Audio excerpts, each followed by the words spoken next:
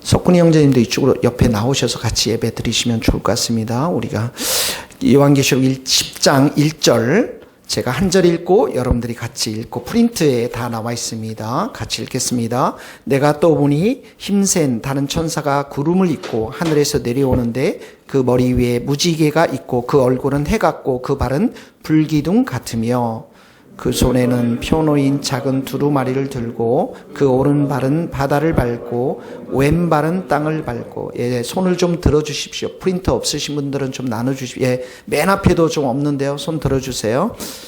3절 같이 읽겠습니다. 제가 읽겠습니다. 사자가 부르짖는 것 같이 큰 소리로 외치니 그가 외칠 때 7 우레가 그 소리를 내어 말하더라. 7 우레가 말을 할 때 내가 기록하려고 하다가 곧 들으니 하늘에서 소리가 나서 말하기를 7 우레가 말한 것을 임봉하고 기록하지 말라 하더라. 내가 본 바 바다와 땅을 밟고 서 있는 천사가 하늘을 향하여 오른손을 들고 세세토록 살아계시니 곧 하늘과 그 가운데 있는 물건이며 땅과 그 가운데 있는 물건이며 바다와 그 가운데 있는 물건을 창조하신 이를 가리켜 맹세하여 이르되 지체하지 아니하리니 7째 천사가 소리내는 날 그의 나팔을 불려고 할 때 하나님이 그의 종 선지자들에게 전하신 복음과 같이 하나님의 그 비밀이 이루어지리라 하더라.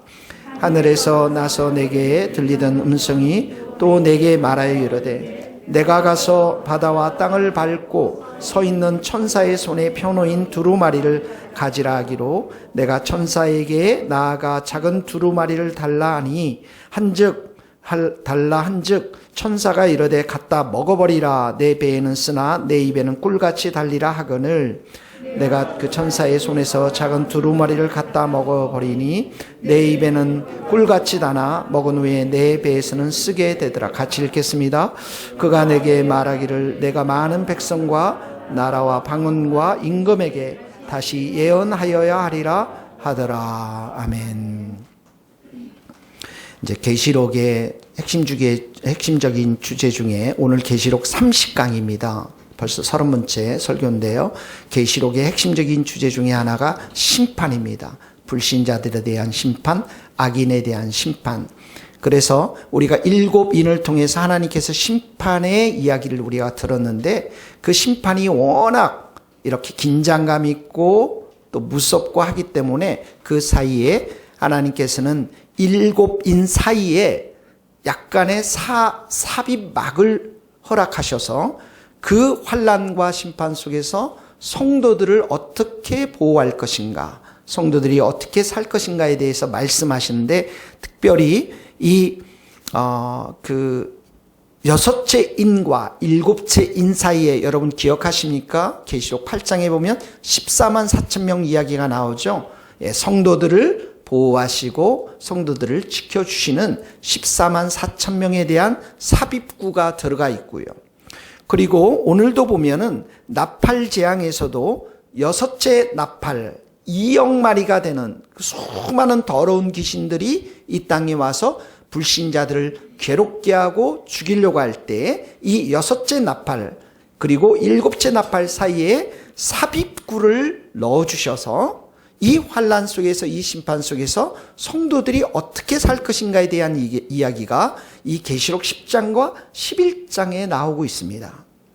특별히 이 20장은 작은 책에 대해서 하나님의 말씀에 대해서 말씀하시고 10장, 11장에 동일하게 성도의 사명에 대해서 우리에게 말씀하고 있는 것입니다.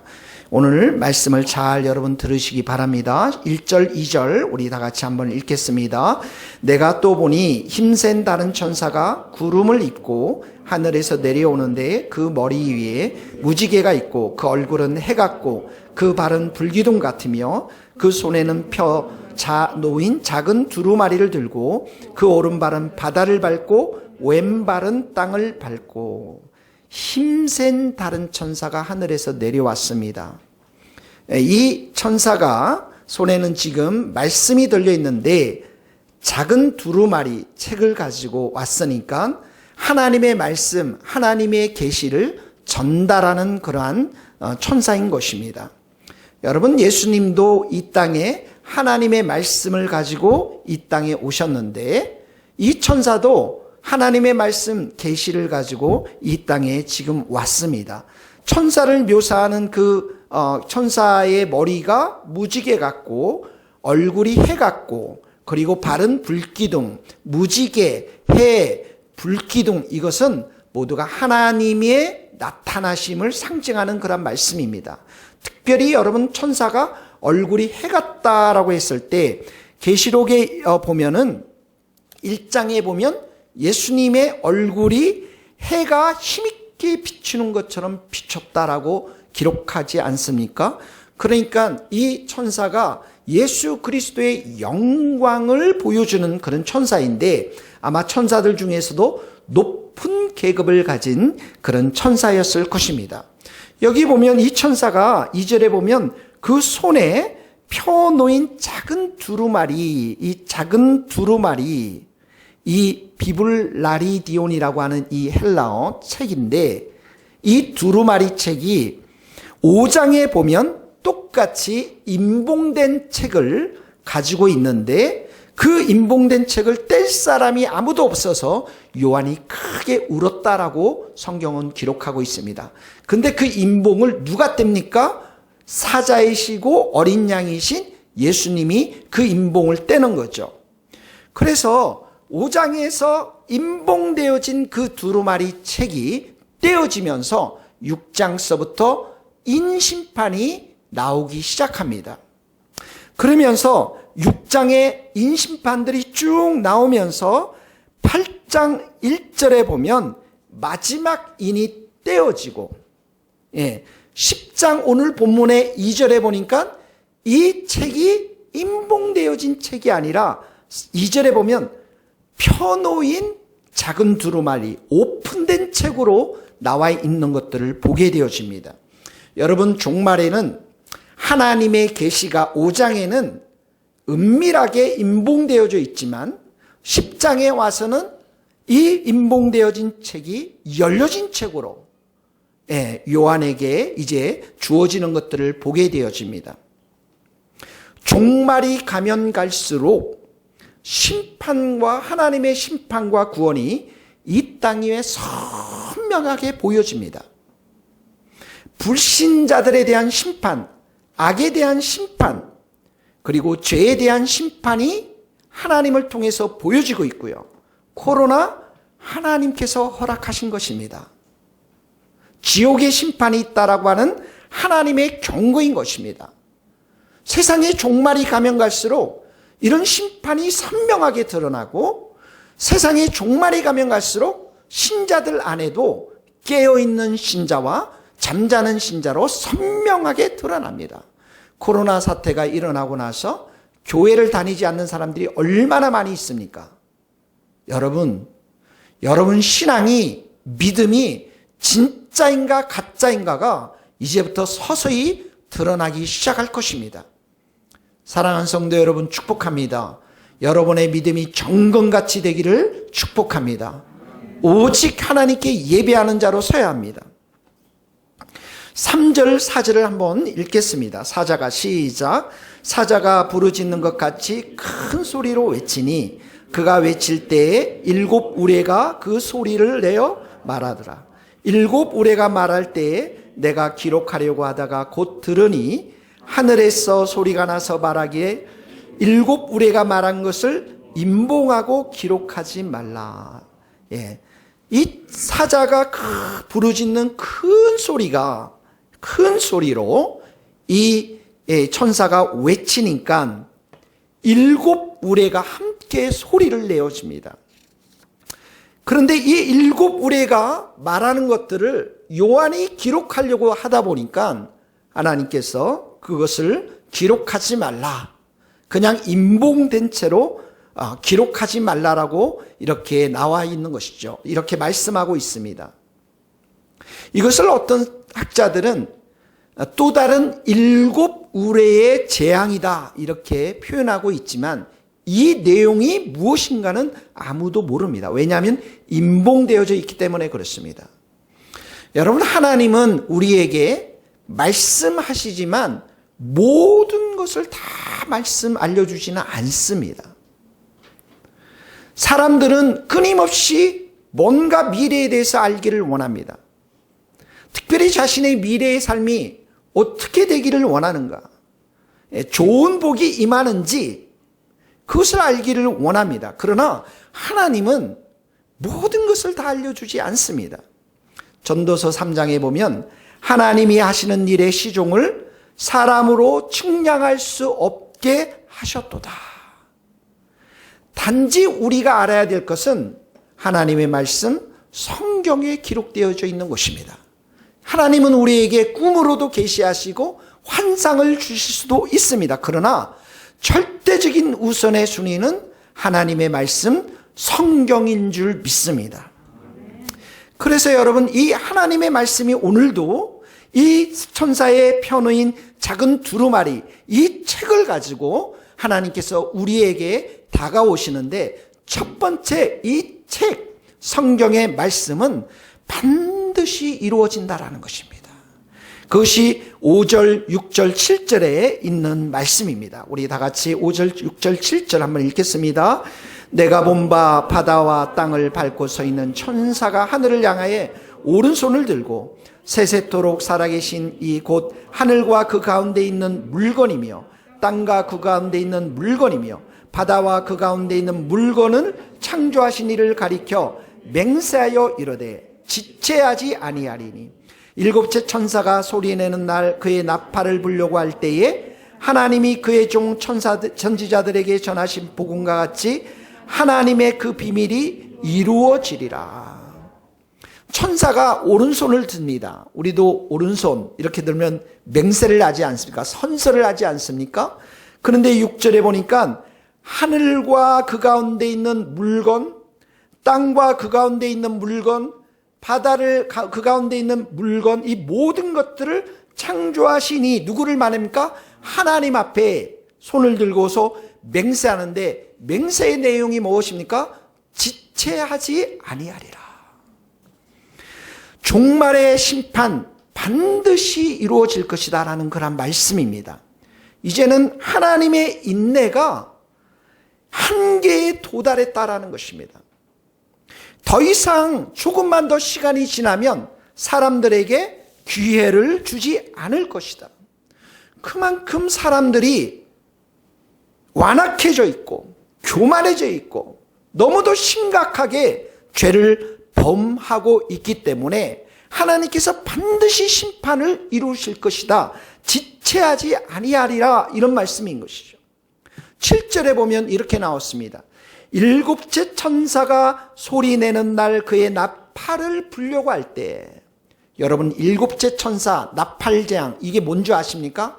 하나님 나라가 완성되었다라는 거예요. 거기 한번 여러분들 한번 읽어봅시다. 여러분들 프린트 맨 아래에서 네 번째 줄 빨간색으로 되어 있는 계시록 11장 15절입니다. 같이 읽겠습니다. 시작. 일곱째 천사가 나팔을 불매 세상 나라가 우리 주와 그의 그리스도가 나라가 되어 그가 세세토록 왕노릇 하시로다.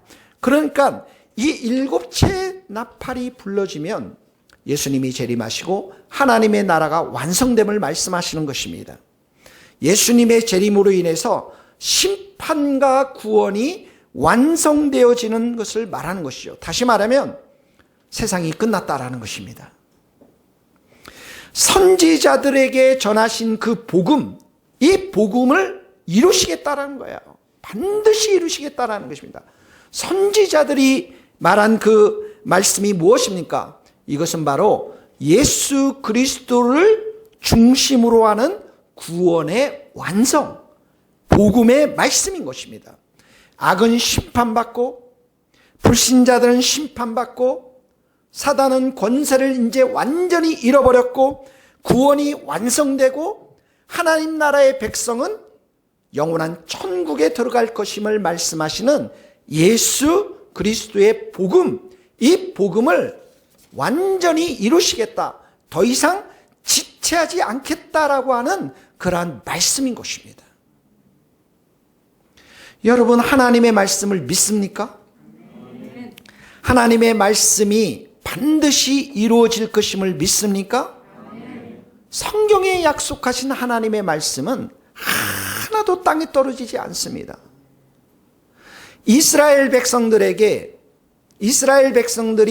애굽에 가서 400년 동안 포로 생활을 합니다. 그런데 그 이스라엘 백성들을 만드시고 인도하시고 그들에게 약속을 주신 분이 하나님이십니다. 아브라함에게 약속을 주셨죠. 그 자손으로 하여금 가나안 땅으로 반드시 인도해 주겠다. 400년이 지났습니다.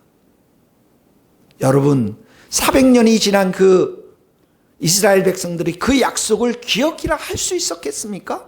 그런데 하나님은 그 애굽에 종살이하는 그 이스라엘 백성들에게 찾아가십니다. 모세에게 찾아가서 이스라엘 백성들을 이제 출애굽하기 위해서 찾아가는데 그 이스라엘 백성들에게 모세에게 하나님께서 어떻게 찾아가시냐면 나는 아브라함의 하나님, 이삭의 하나님, 야곱의 하나님이라고 설명합니다.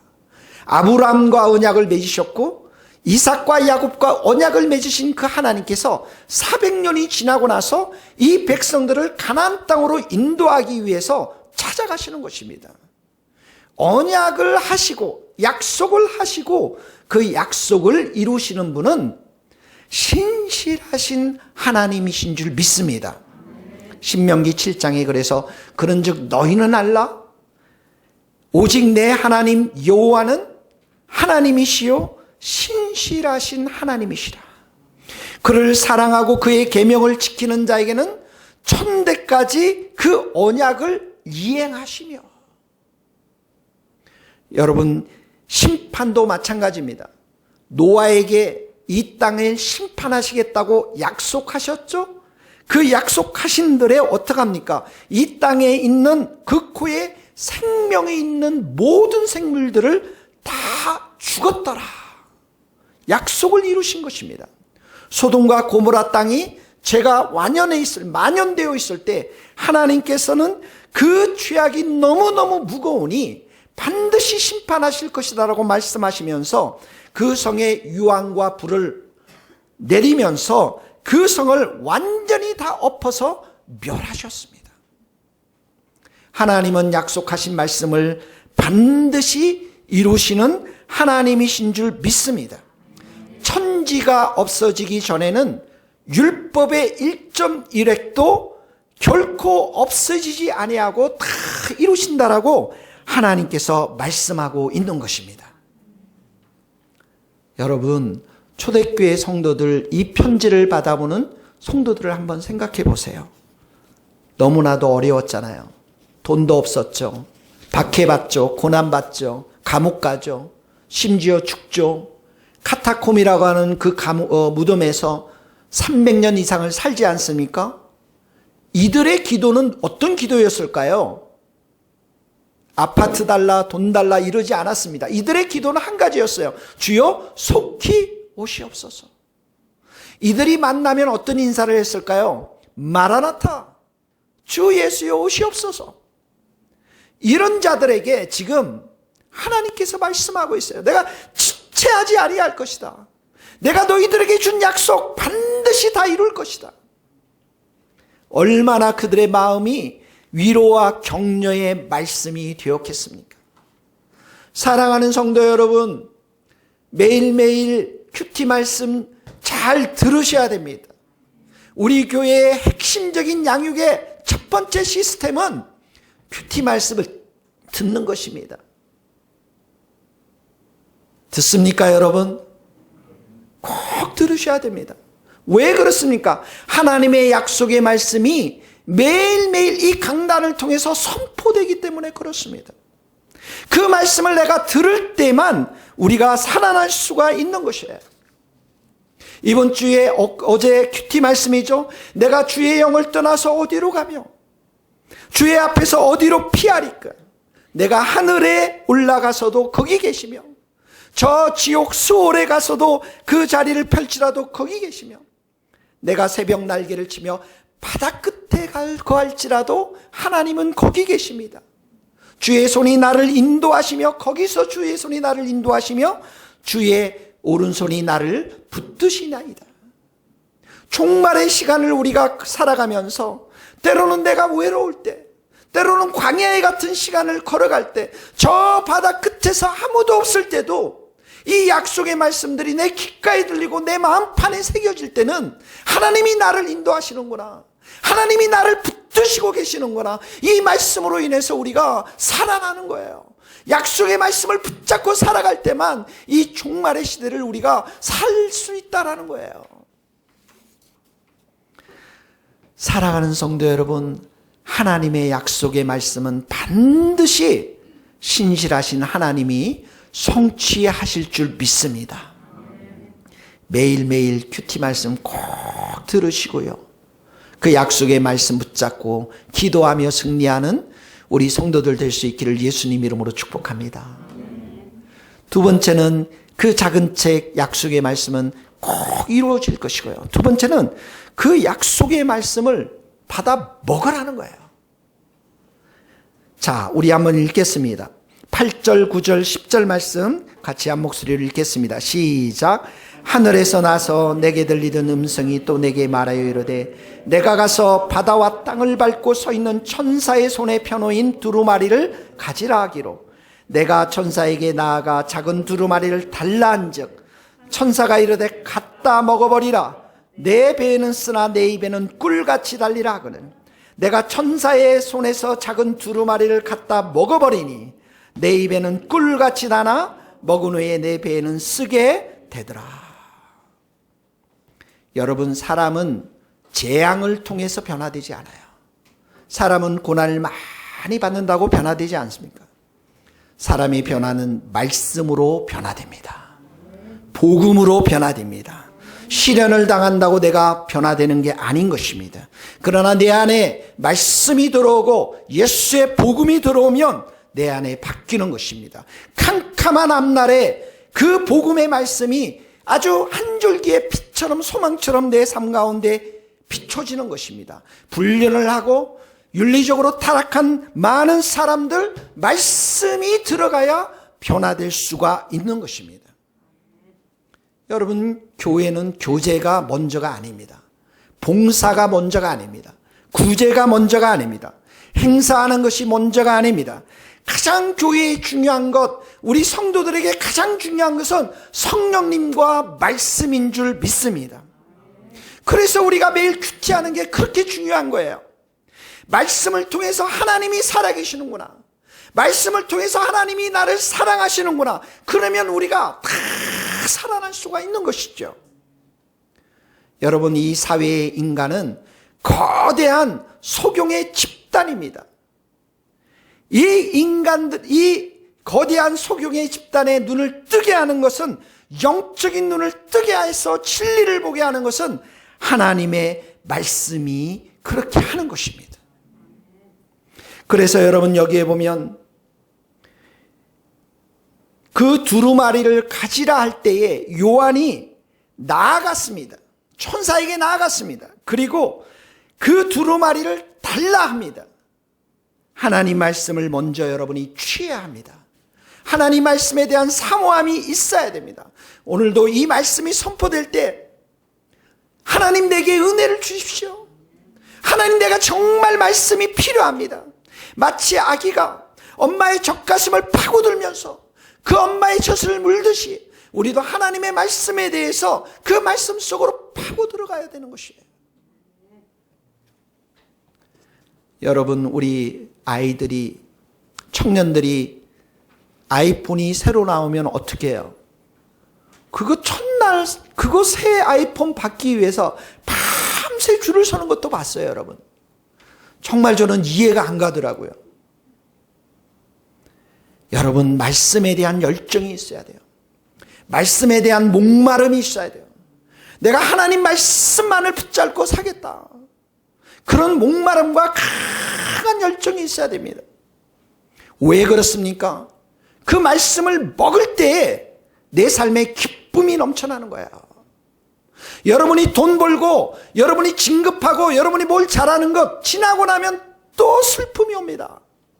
또 아픔이 옵니다. 또 걱정이 옵니다. 그러나 하나님의 말씀은 영원한 말씀이기 때문에 우리가 매일매일 그 말씀을 먹을 때마다 하나님은 우리에게 기쁨을 주세요. 즐거움을 주십니다. 거기 한번 예레미야 맨 밑에 줄을 읽겠습니다. 내가 주의 말씀을 시작. 내가 주의 말씀을 얻어먹었사오니 주의 말씀은 내게 기쁨과 내 마음에 즐거움이오나. 여러분, 말씀의 시간이 기쁨의 시간이 돼야 돼요. 큐티 시간, 여러분 골방에서 이 말씀을 들을 때에, 설교 말씀을 들을 때 기쁨의 시간이어야 됩니다.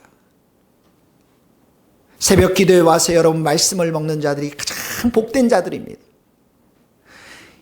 이 새벽 재단에 오지 못해서 여러분 설교 말씀을, 그 카톡에 올라온 설교 말씀을 듣는 자들, 그 시간이 가장 복된 시간입니다. 왜 그렇습니까? 그때 하나님께서 우리 영혼에 기쁨을 쏟아부어 주시기 때문에 그래요. 이 기쁨이 있어야 내가 일할 수 있어요. 이 기쁨이 있어야 내가 공부할 수 있어요. 내가 이 기쁨이 있어야 사역을 할 수가 있는 것입니다. 말씀을 들을 때만 하나님께서 그런 기쁨을 우리 가운데 주시는 겁니다. 사랑하는 액주 친구들 2명 왔어요. 너무 소중한 친구들이에요. 제가 이 친구들에게 오자마자 부탁했어요. 일하지 마세요. 여기 와서 쉬세요. 여기 와서 말씀을 듣고 은혜 받으세요. 여기 와서 마음껏 드세요. 왜 그렇습니까? 은혜를 받고 하나님이 주시는 기쁨이 있어야 일을 할 수 있는 거예요. 그동안 우리가 액주 친구들을 많이 받았는데 일하니까 여기서도 일해야죠. 오늘의 교회는 또 저희보다 일이 100배나 많은 곳인데 얼마나 힘들겠어요. 사랑하는 성도 여러분, 말씀의 기쁨을 맛보면 여러분들이 사명자요 일하는 사람이 될 줄로 믿습니다. 여러분, 여기 말씀을 먹는다. 이 말씀을 먹는다는 것은 내 것으로 만드는 것입니다. 내 것으로 만드는 거예요. 로고스의 하나님의 말씀, 그 말씀이 레마의 말씀, 나의 것으로 다가와야 돼요. 하나님이 나의 하나님이 돼야 돼요. 나의 힘이 되신 하나님이 돼야 돼요. 나의 능력이 되신 하나님이 돼야 돼요. 내 것이 돼야 됩니다. 말씀을 꼭꼭 씹어 먹어서 내 생각도 바꾸고 내 가치관도 새롭게 하고 내 행위도 새롭게 하고 내 말도 완전히 새롭게 하는 것. 그래서 그 말씀을 듣고 그 말씀을 묵상하고 그 말씀을 믿고 내 삶 가운데 적용할 때까지, 그 말씀으로 순종할 때까지, 그렇게 될 때만 내가 말씀을 먹는 것이라고 하는 거예요. 여러분, 사람은 좋은 강의로 변화되지 않습니다. 성경의 좋은 지식적인 강의로 사람은 변화되지 않아요. 그러나 하나님의 말씀을 양식으로 생각하고 그 말씀이 우리의 영혼의 양식인 것을 생각하면서 매일매일 씹고 먹고 그 말씀을 적용하고 순종하면 우리의 영혼과 삶이 새롭게 변화될 줄로 믿습니다. 여러분, 말씀을 그냥 듣는 것하고 내가 말씀을 먹는 것하고는 굉장한 차이가 있습니다. 자동차에 대해서 수많은 책을 보면서 부품에 대해서 자동차에 대해서 모든 부품들을 다 암기하고 책을 연구했어도 운전 못하는 사람이 있습니다. 여러분, 축구선수 손흥민 아시죠? 그 손흥민 친구가 축구를 할 때, 드리블은 이렇게 하는 것이다. 그러면서 책을 한 10권짜리 공부하고, 골은 이렇게 넣어야 되는 것이구나 해서 책은 한 20권 공부한다고 해서 그가 축구를 잘하는 게 아니에요. 그가 축구를 잘할 때는 어떻게 해요? 그라운드에서, 운동장에서 무엇으로 보여줍니까? 몸으로 보여주는 거예요. 100m 10초로 뛰면서 공을 몰면서 슈팅을 하면서 골을 내는 몸으로 보여주는 것이에요. 말씀을 먹는다라는 것은 이런 말입니다. 하나님은 선하신 분이시다. 내가 대학에 떨어졌어도 하나님은 선하신 분이시다. 내 뜻대로 일이 잘 안 풀려도 하나님은 선하신 분이시다. 억울한 일을 당해도 하나님은 선하신 분이시다. 실직을 해도 하나님은 선하신 분이시다. 너희는 여호와의 선하심을 맛보아할지어다. 그에게 피하는 자는 복이 있도다. 하나님은 반드시 선하신 분이시다. 나의 상황과 환경에 관계없이 하나님은 반드시 선하신 분이시다라고 믿음으로 고백하며 그 절망적인 상황 속에서 낙심하지 않고 기도하고 찬양하는 사람이 말씀을 먹는 사람입니다. 믿습니까, 여러분? 나는 죽었습니다. 내 안에는 예수님이 사십니다. 내가 그리스도와 함께 십자가에 못 박혀 죽었으니 이제는 내가 산 것이 아니요 내 안에 예수님께서 사시는 것이라. 다른 사람 판단하고 싶을 때 나는 죽었습니다. 내 안에 상처와 독설들이 불쑥불쑥 솟아오를 때 나는 죽었습니다. 내 남편이 나를 괴롭게 하고 힘들게 하고 미움이 막 불일 듯 일어날 때도 나는 죽었습니다. 내 자존심이 땅에 떨어지는 그런 말을 내가 들은다 할지라도 나는 죽었습니다. 하나님께서 저 형제 자매에게 돈 몇십만 원 갖다 주어라 했을 때도 하나님 아멘 순종하겠습니다. 이런 사람들, 우리의 옛사람이 십자가에 못 박혀 죽었나니 이제는 내가 죄에서 종로를 차지 않고 나의 옛사람은 죽고 나의 옛 기질은 죽고 나의 옛 성품은 다 죽고 나는 죽고 예수로 사는 사람, 이 사람이 말씀을 먹는 사람입니다. 여러분 다 죽으신 것을 축하합니다. 다 죽으셨습니까? 불쑥불쑥 분노가 일어나고 미움이 일어날 때 선포하세요. 나는 죽었습니다. 나는 죽었습니다. 여러분 스코틀랜드의 초대 첫 번째 선교사로 아프리카 선교를 갔던 데이빗 리빙스턴이 라는 분이 계신데 그 조그마한 마을에 제가 가봤습니다. 집도 아주 조그마한 집인데 의사였잖아요. 그리고 선교사였고 그리고 사자에게 팔이 물려가지고 이렇게 팔뚝이 끊어진 그 조그마한 생가 아주 조촐한 생가에 가본 적이 있습니다. 이 데이빗 리빙스턴이 아프리카에서 선교를 마치고 돌아와서 글라스고 유니버시티, 우리 선교팀 가보셨죠? 그 글라스고 대학에 가서 강의를 합니다. 말씀을 전합니다. 그래서 사람들이 질문합니다. 아니 그렇게 미개한 땅에 가서 수년 동안 16년 이상이나 그 오랜 시간들을 어떻게 가서 선교사로 일을 할 수 있겠습니까? 일을 할 수 있었습니까? 그때 데이빗 리빙스턴이 이렇게 성경 말씀 두 가지를 말씀하세요.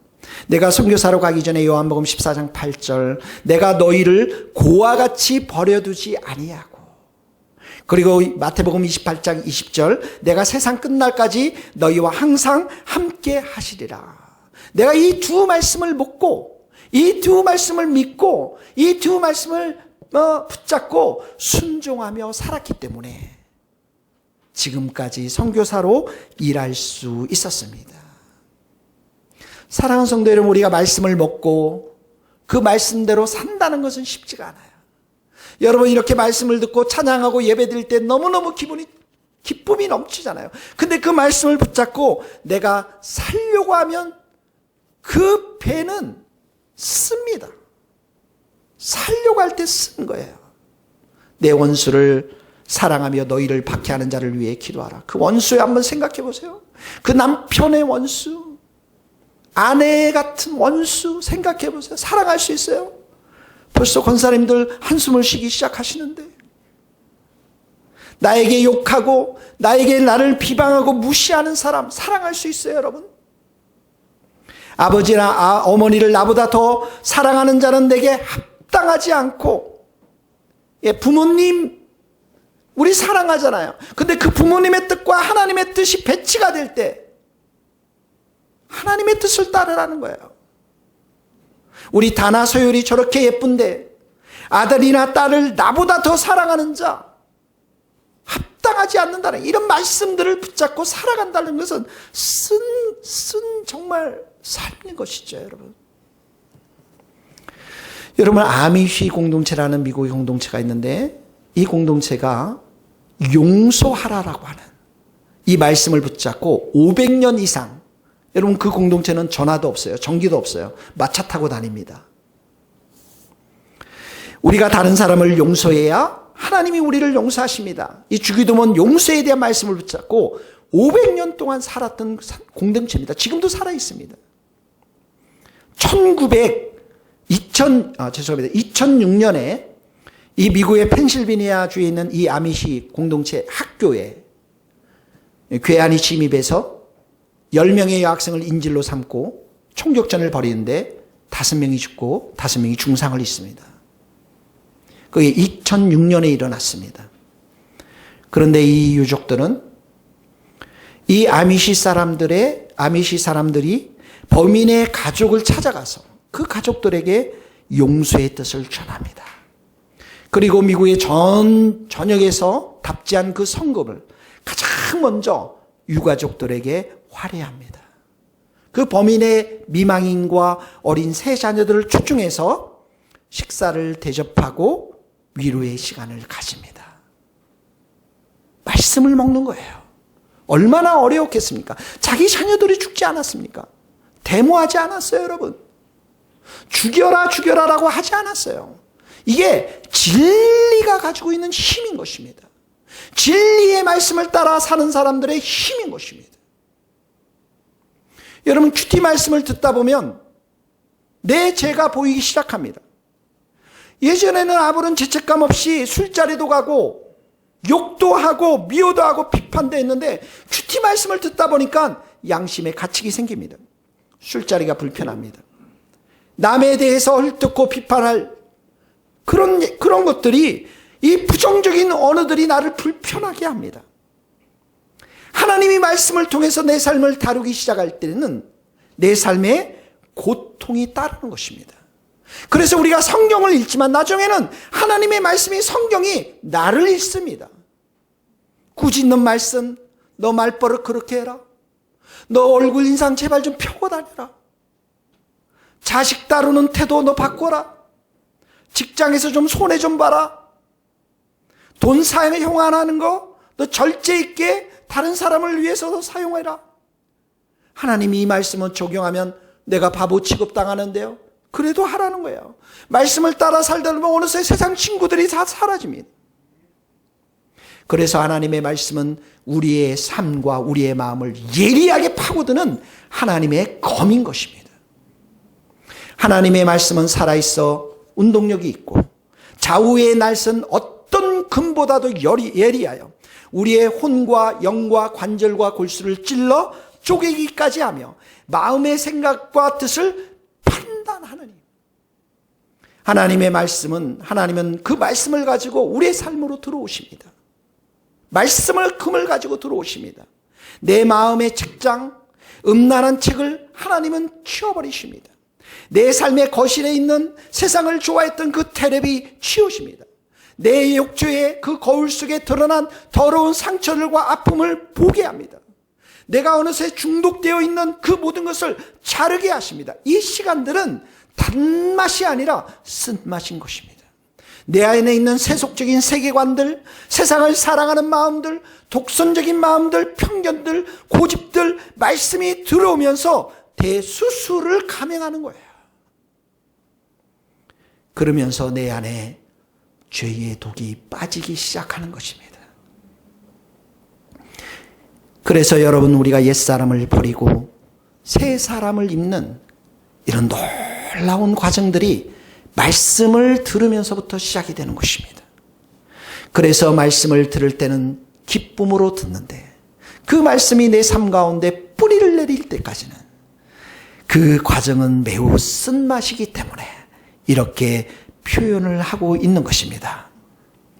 사랑하는 성도 여러분, 그러나 우리가 쓴맛을 느낄 때 그때 우리 가운데 이미 마음속에 와 계신 성령님께서 은혜를 우리 가운데 충만히 부어주셔서 그 쓴맛도 넉넉하게 이겨낼 수 있도록 함께 해 주시는 줄 믿습니다. 그래서 여러분, 하나님의 말씀을 내가 들을 때 가장 중요한 것은 은혜를 사모하는 마음으로 와야 합니다. 하나님, 내게도 은혜를 주세요. 하나님이 충만한 은혜를 주십시오.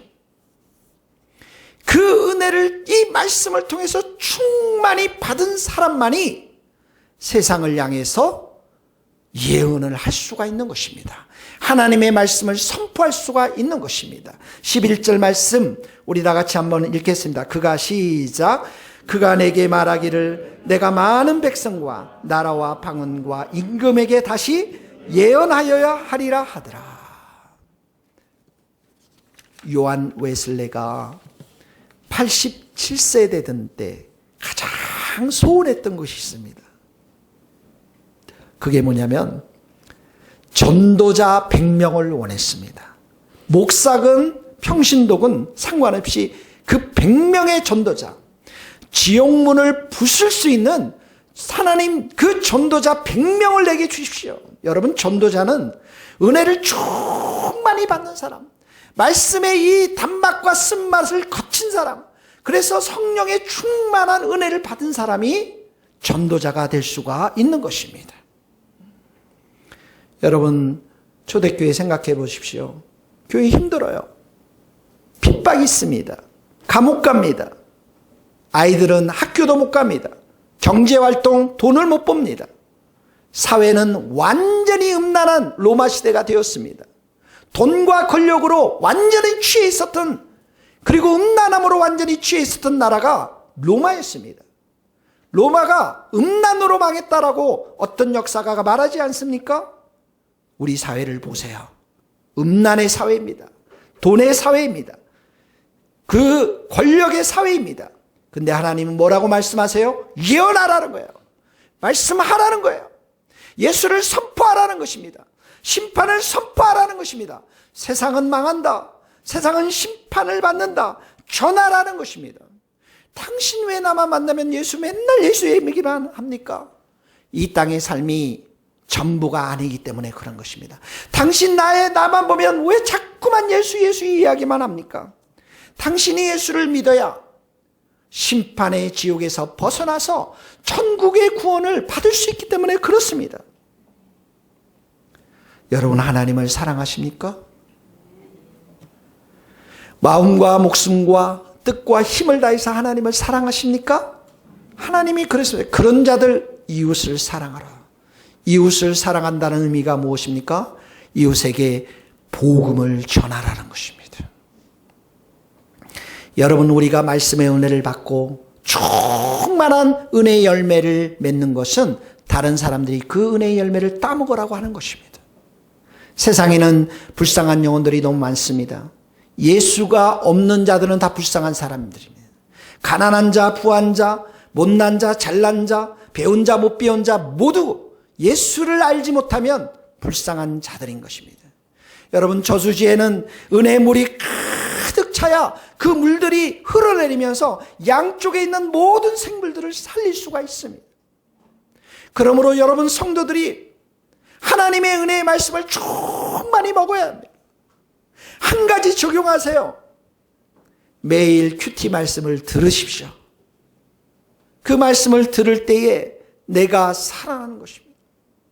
그 은혜의 말씀을 듣는 자, 그 성령으로 충만한 자, 그런 자들이 오늘 말씀처럼 많은 백성과 나라와 방언과 임금에게 온 세상에 가서, 아시아에 가서, 스코틀랜드에 가서, 아프리카에 가서 복음을 전하며 예언하는 사람들이 될 줄로 믿습니다.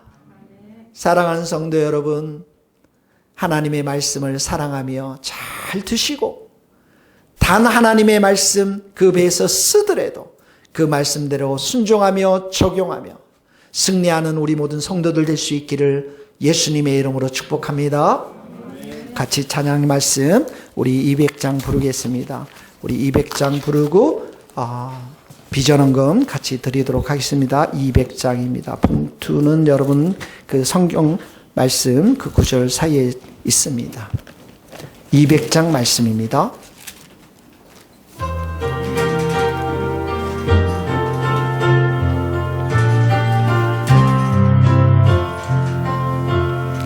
달고 묘한 그 말씀 생명의 말씀은 귀한 그 말씀 진실로 생명의 말씀은 나의